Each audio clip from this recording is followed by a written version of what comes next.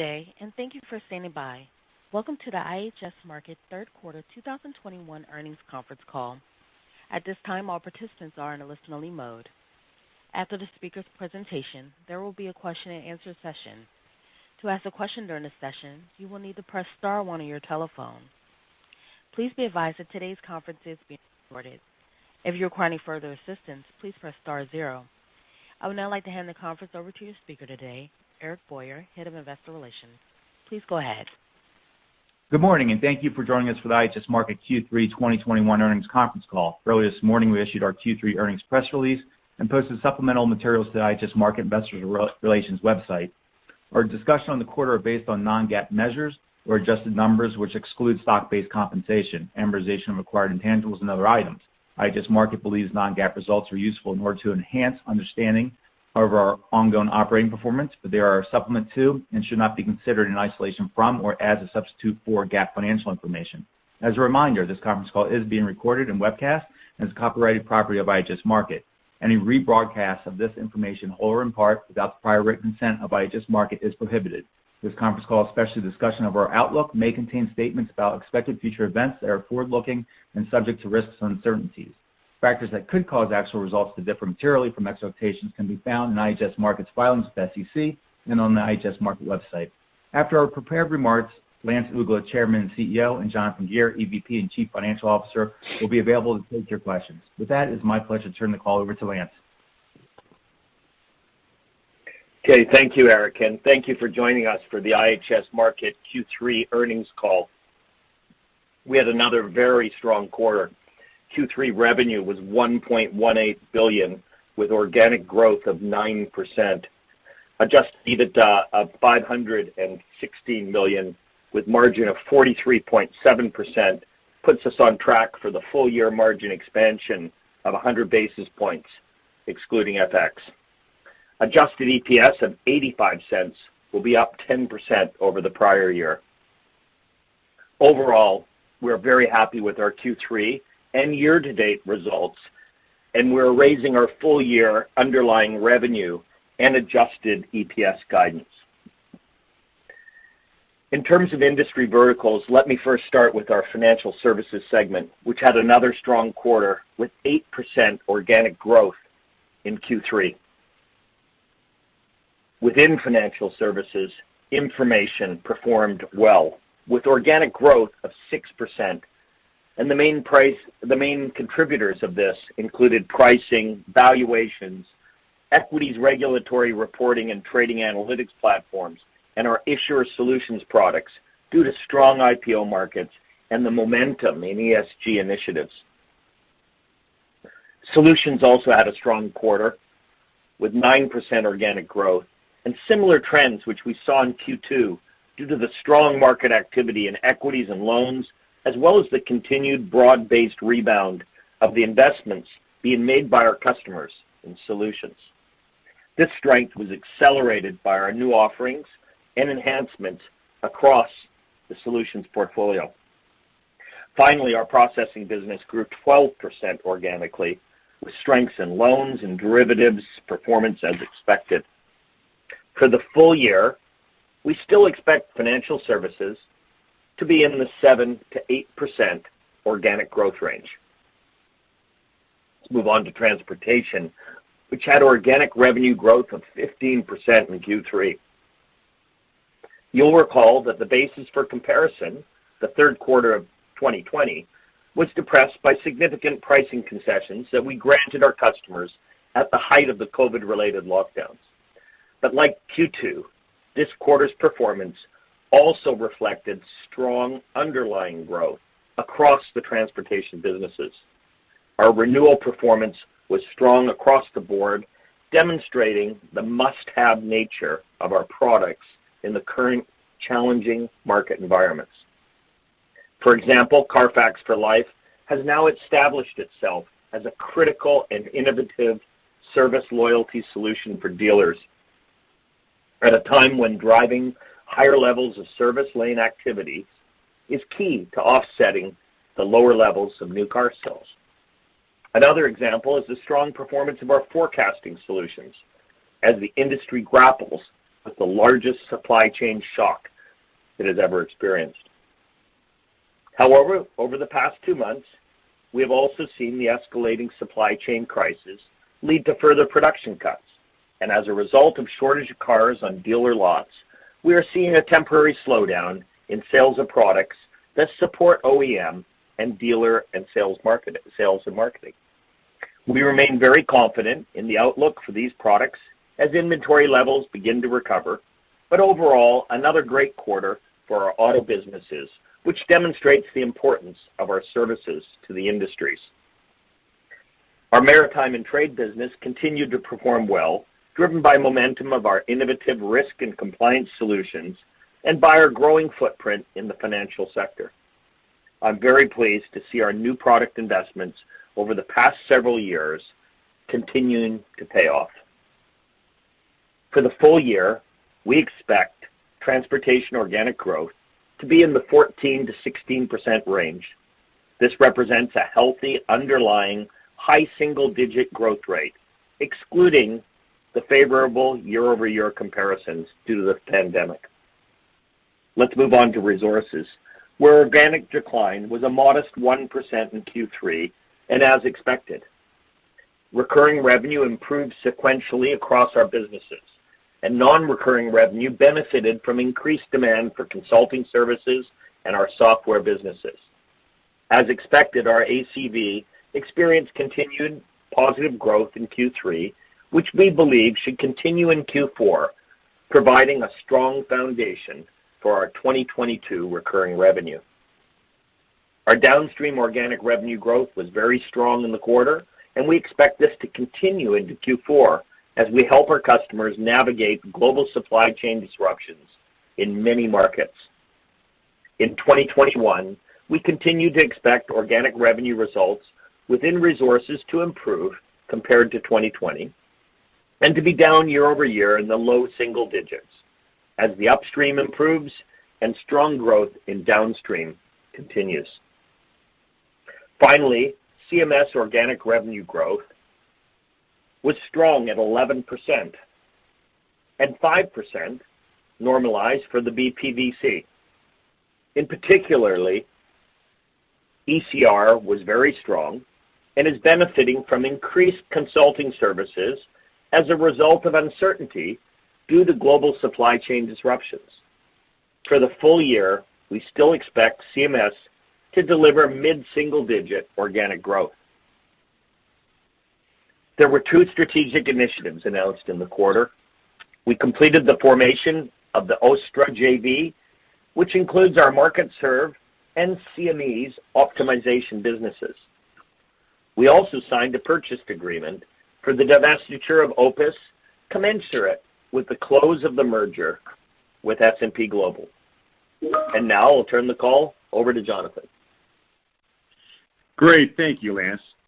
Q3 highlights included revenue organic growth of 9%, which is 8% normalized to BPPC, adjusted Ebitda growth of 6%, GAAP net income declined 2%, EPS declined 2%, while adjusted EPS had growth of 10% year over year. Regarding revenue, our Q3 revenue was $1.18 billion, with total growth of 10%. Organic growth in the quarter was 9%, which included recurring organic growth of 7% and non-recurring organic growth of 20%. Normalized for BPVC, total company organic growth is 8% and non-recurring is 14%. This increase was driven by continued strong underlying growth in financial services and transportation, as well as benefiting from favorable year-over-year comparisons due to the impact of COVID, primarily in our dealer-facing transportation businesses. Moving on to segment performance, our financial services segment drove organic growth of 8%, including 7% recurring in the quarter. Overall strength was anchored by strong market activities in equities and loans and the continued rebound of investment by our customers. Solutions had strong organic growth performance, delivering 9%, information grew 6%, and processing grew 12%. Our transportation segment delivered organic growth of 15% in the quarter, This included growth of 17% recurring as Q3 continued to have strong growth within our Carfax and Automotive Mastermind businesses and accelerating growth within our Maritime and Trade business. Non-recurring revenue increased by 8%, primarily driven by strong performance in Carfax consumer and dealer transactions and within our core automotive insights.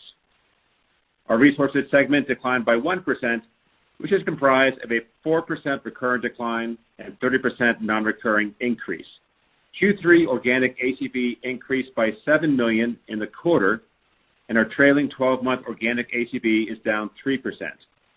However, we are seeing strong underlying trends in our upstream pipeline, especially in North America, as we expect CapEx spend to begin to rebound in 2022.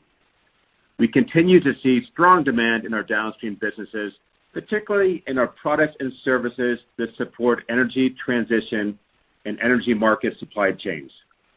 Our CMS segment had 11% organic growth, including 5% recurring and an increase of 76% non-recurring.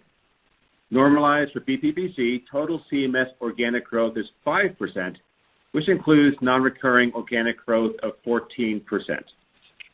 Moving now to profits and margins, adjusted Ebitda was $516 million, up $29 million versus prior year. Adjusted Ebitda grew 6% with a margin of 43.7%, down 160 basis points and down 110 basis points FX adjusted. As a reminder, the margin percentages for the full company and segments were impacted because 2020 margins benefited significantly due to temporary COVID-related cost actions. Moving to our segments, Financial Services adjusted Ebitda margin of 49.2%, down 90 basis points FX adjusted. Transportation's adjusted Ebitda margin of 48.1%, down 280 basis points FX adjusted. Resources adjusted Ebitda margin of 40.2%, a decrease of 100 basis points FX adjusted. And CMS adjusted Ebitda margin of 27.7%, up 240 basis points FX adjusted. Moving now to net income and EPS. Net income was $161 million, and GAAP EPS was 40 cents. Adjusted EPS was 85 cents, an increase of 10% over prior year. Our GAAP tax rate was 30%, and our adjusted tax rate was 16%. Q3 free cash flow was $344 million, and our trailing 12-month free cash flow conversion is 56%. Turning to the balance sheet, our Q3 ending debt balance was $4.9 billion and represented a gross leverage ratio of approximately 2.5 times on a bank covenant basis and 2.3 times net of cash. We closed the quarter with $338 million of cash, and our Q3 undrawn revolver balance was approximately $1 billion. Our Q3 weighted average diluted share count was 401.3 million shares.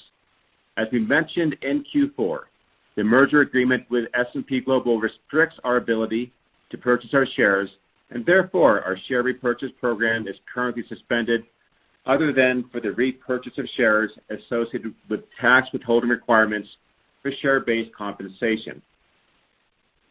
Moving on to guidance, based on our performance through the first 3 quarters of the year, we are positioned to deliver strong full-year results and providing the following improvements to revenue and EPS guidance for FY21. On revenue, we are providing 3 updates to our guidance. First, based on this strong performance and the forward view of our business, we are raising the operational outlook for revenue by $20 million at the midpoint. Second, we are adjusting our revenue for the year due to the accounting treatment of the Markit joint venture. Under this 50-50 joint venture, we will no longer consolidate revenue. This will remove $45 million from our Q4 revenue guidance. It should be noted that we will receive 50% of the JV's earnings in our reported earnings, and thus there will be no impact of this structure to either Ebitda or EPS.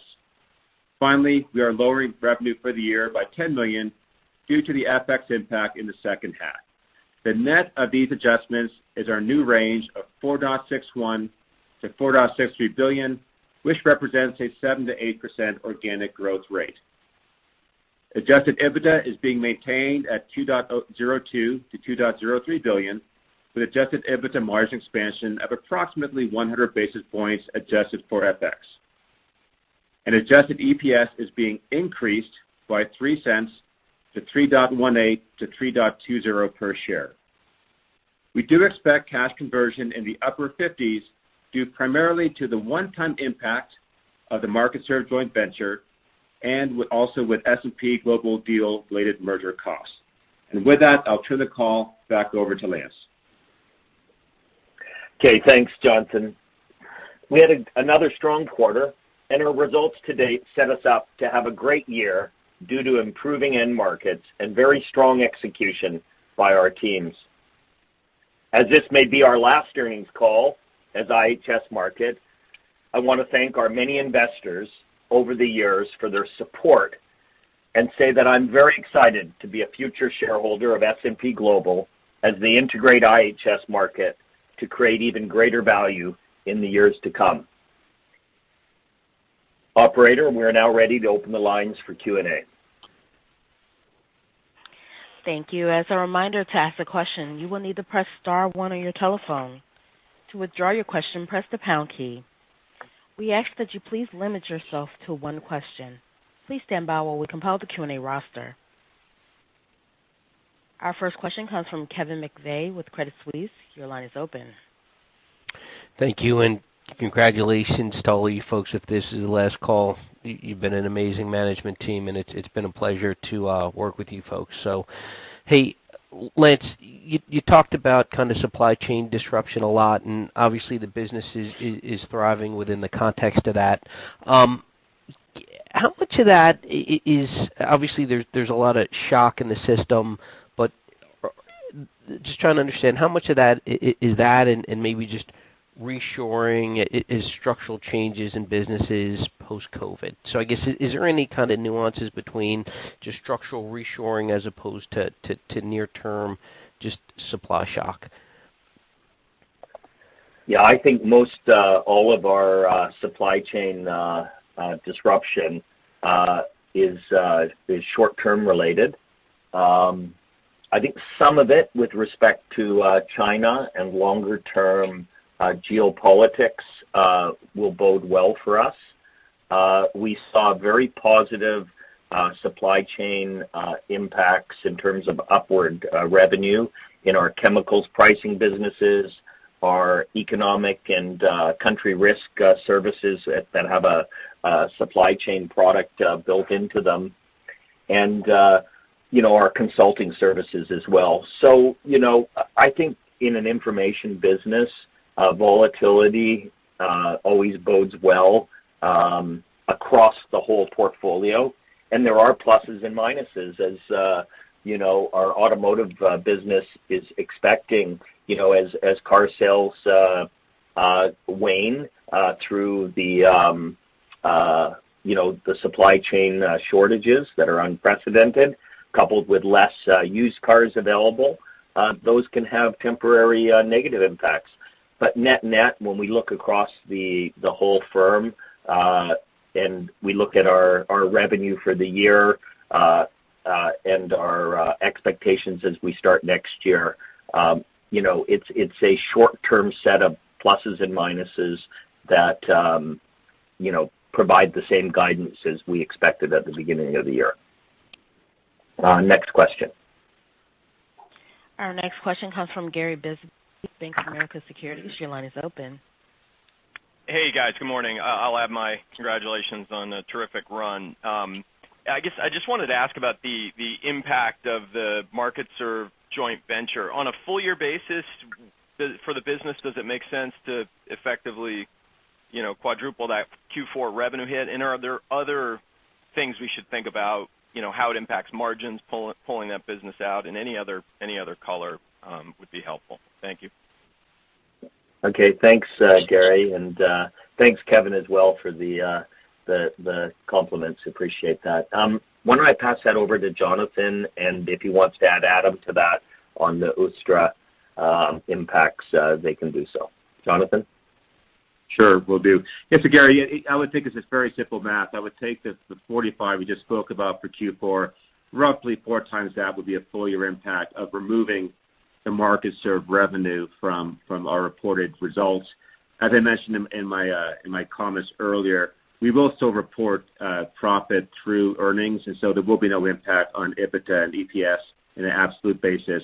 Of course, when you take out the revenue, you retain the earnings, there will be a lift on a margin percentage. And Adam, anything you want to add to that?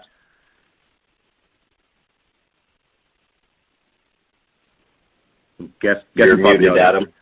No, sorry, I was muted. Yep, nothing to add. Obviously, and then the benefits of the JV commercially, well, we're quite excited about, as are its customers. Okay, next question.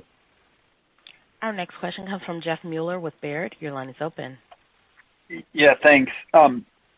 Hoping you can provide some more detail on the auto comments. So I think you said it impacts the solutions that support OEM and dealer sales and marketing. So is this automotive mastermind digital marketing and maybe Carfax used car listings? Because I think you said AMM was strong in Q3, so trying to understand to what extent something like digital marketing is already impacting non-recurring revenue, or if you're saying like automotive mastermind bookings are softening and we should expect deceleration in coming quarters in recurring. And cheers and best wishes from me. Thanks, guys. Edward, do you want to go a bit deeper on that? Yeah, sure. Thank you, Lance. And thanks, Jeff, for the question. So as Lance said, all of this, so the disruption creates multiple impacts across our business. Some are headwinds, some are tailwinds. So at the upper end of the supply chain, when there's disruption, we do more business with suppliers, and actually we've never had a closer relationship with many of our supply customers than today. On the new car sales, you're right. Right now, we're seeing a temporary softening of bookings in a couple of areas. You named them, right? Mastermind and digital marketing. And we expect these to be a bit softer than they usually are until inventory starts to recover. On the used car side, we're not seeing that, right? If you think about the used car market and the service market, actually the combination of low inventory and high prices means that market is pretty hot, and that impact is neutral to positive on our business. So all in all, I would say the impact is not material in the grand scheme of things. It does not change our outlook for the business. But we do want to flag it because we recently revised our forecast downwards for the industry across the board. And you'll see quite a few suppliers and car makers referring to these new forecasts in the coming weeks as they talk about their Q3 earnings. Thanks, Edward. Next question. Our next question comes from Alex Kramm with UBS. Your line is open. Yeah, hey everyone. Just on the energy side, hoping now that the fiscal year is over, that you just can just give us a reminder of all the multi-year contracts you locked in. I guess what I'm asking is, you made this comment that CapEx is expected to be up next year, but if it doesn't, I guess how much growth do you have built in because of some of those multi-year contracts and those pricing escalators? Would be great to just get a reminder where we stand on those. Thanks. Okay, I'll start and then I'll pass it to Brian for some more detail. So we expect, as we said before, our recovery on revenue to be mid-single digits for energy next year for resources coming from that recovery, those contracts rolling through, and continued strength in all the downstream products. We've stated that earlier as we did those price cuts, and I think Brian may want to add some color on exactly how those numbers will unfold. Brian? Yeah. So, we basically did multi-year agreements with price cuts on 50% of the upstream business. We're starting to see those come in now, which is nice. And when you couple that with, $70 crude, you mentioned CapEx. We think CapEx is going to be pretty strong next year at 24%. So, definitely the energy horizon has turned around for us, and we're feeling pretty good about, the next few quarters. Thanks, Brian. Next question.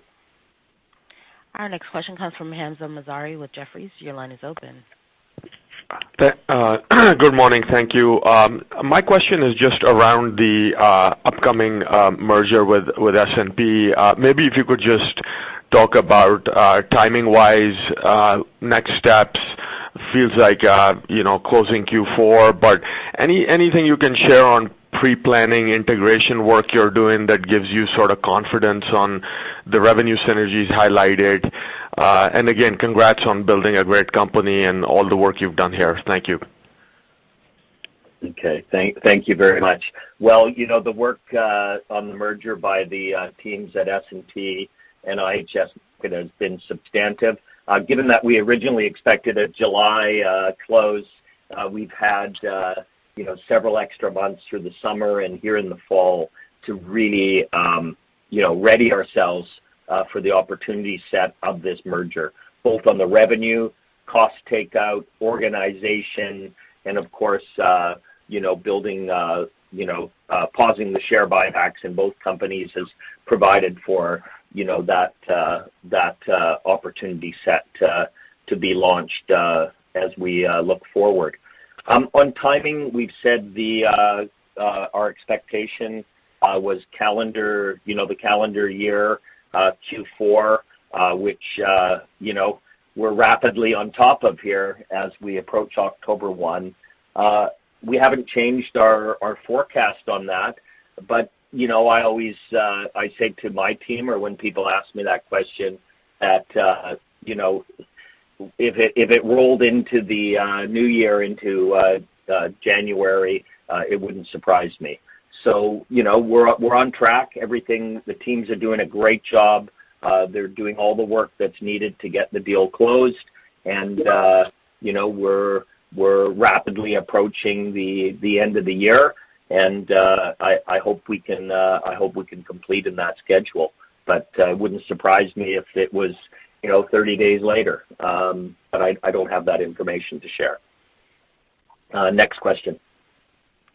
Our next question comes from George Tong with Goldman Sachs. Your line is open. Hi, thanks. Good morning. I'd also like to say congrats and thanks for the partnership over the years.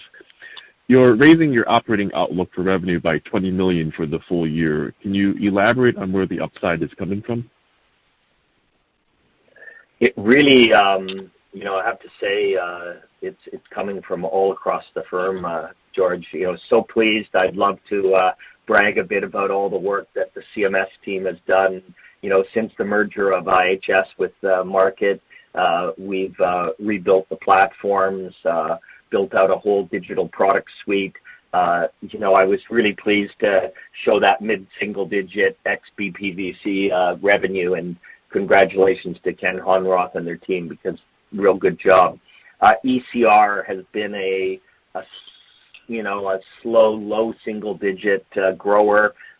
They built out these new supply chain products. The world and geopolitics is driving demand into their product base. So net, the teams there have, been additive or accretive to the overall growth compared to where they used to be, and that makes everybody's job easier. Automotive, strong recovery expected to continue.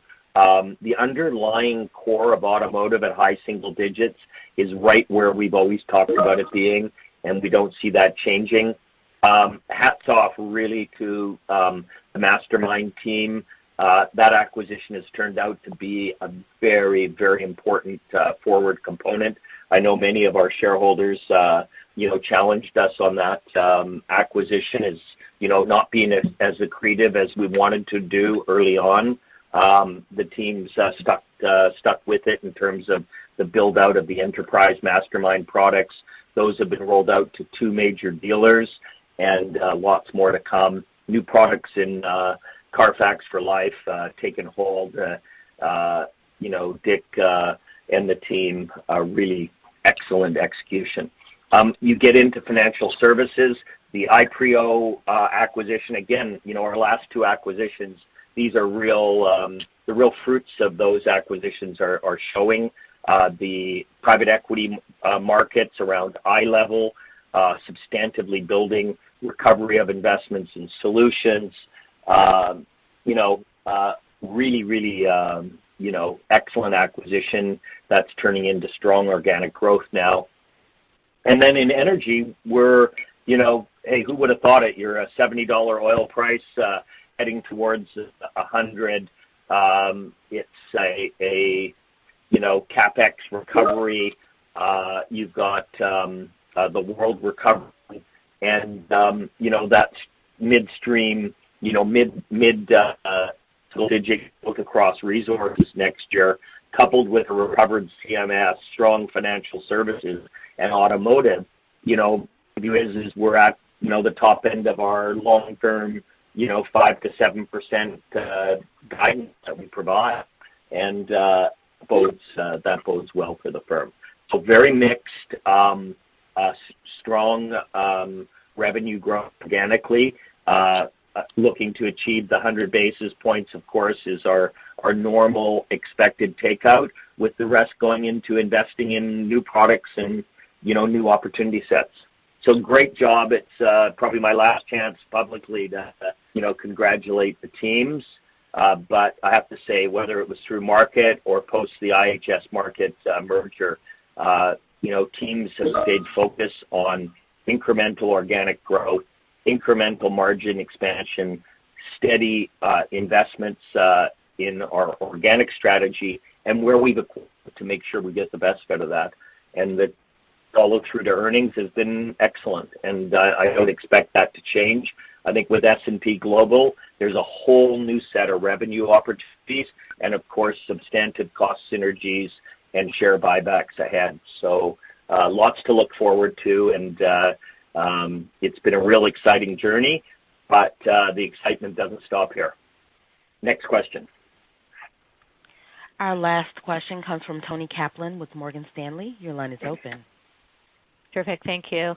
And Lance and Jonathan, always a pleasure speaking with you. One topic that has been coming up a lot with investors recently has been the area of fixed income indices as it relates to the deal with S&P. I was hoping you could talk a little bit more about what areas of synergies you'll generate within the combined entity. I'd imagine the main areas are creating products in multi-asset class and ESG, but if there's any others, or if you're able to expand on what you're most excited about there with the combined products, that'd be really helpful. Thanks. Okay. Thanks, Tony, and thanks for your support. And you're getting our last question, so I'll start, and then I'm going to hand it to Adam. I think the most exciting thing about the fixed income indices is the combination with S&P Global, but not so much from product creation. I think product creation, both groups are highly product-oriented. They're both innovative. They both like to create. But if you look over the years, whether it was S&P Global, MSCI, FTSE, et cetera, they all wanted to build fixed income franchises. And really in the early days, you really needed a bank partnership to build strong, fixed income indices, because you really needed to align the underlying prices with the OTC marketplaces. And that's shifted over time. But, today the combination is really about the huge footprint and marketing platform that S&P Global has for their index franchise. And getting to overlay that across the fixed income franchises is going to be really a great uplift in terms of sales and opportunity. The second thing, of course, is what you had mentioned, is opportunities to create new indices. And maybe I'll let Adam talk a little bit about some of the synergistic revenues that we expect to get out of the combination. And we'll pass that over to Adam now. But thank you for your question. Adam? Yeah, great. Thank you. Very excited about that combination. We're proud of what we built in fixed income indices, and I know with the scale that S&P Indices will bring, all the things Lance highlighted, we'll give that franchise a much broader reach than it's ever had. I think key areas to think about in the combined businesses, multi-asset classes you mentioned, but also in private markets and ESG. and bringing the fixed income indices into that arena. I think that's the area of new products that I think will continue to see substantial growth, and I think combined with the kinds of data sets that S&P and IHS Markit together will have, the possibility for new indices, whether it's in carbon, crypto, ESG, all across the fixed income world globally, I think the opportunity set for us is pretty robust. Thanks, Adam. With that, we'll complete the questions, and we'll turn back to Eric. Thanks, operator. Thanks, Lance. We thank you for your interest in IHS Markit. This call can be accessed via replay 855-859-2056 or international 404-537-3406, conference ID 4464694, beginning in about 2 hours and running through October 5th, 2021. In addition, the webcast will be archived for 1 year on our website. Thank you, and we appreciate your interest and time. This concludes today's conference call. Thank you for participating. You may now disconnect.